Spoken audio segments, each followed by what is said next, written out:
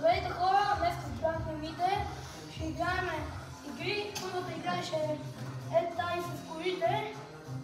Пускаме едно жетонче.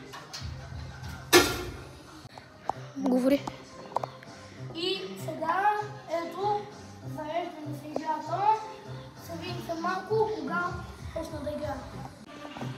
Снимам. Оня, хубавия бутон къде е? Васко. Да.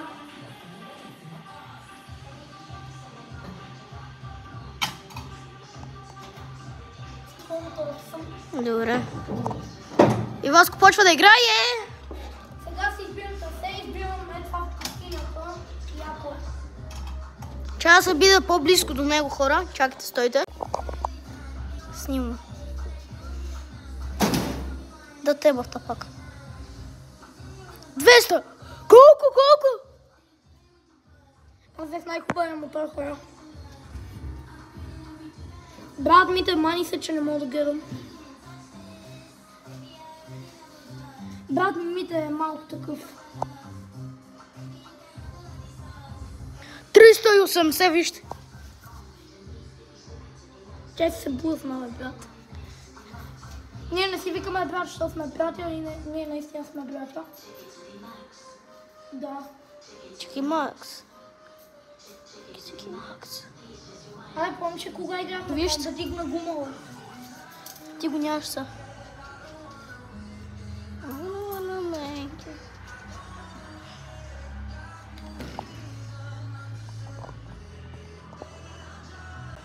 И хора, ще ви пусна пак, като стане нещо интересно. Примерно, моя брат се блъсне. И вижте, хора, брат ми се блъсна вече 10 пъти в този камион. Стига, бе, брат ми, защото си тапак. Баси тапака.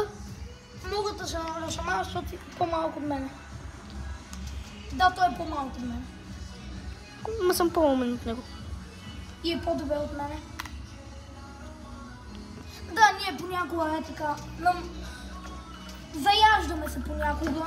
Братя сме, знаете. Защото е тапак. Защото е пичка. Курва, много голяма. Когато спа той много поеди, защото ние в една стая с 2 легла имаме.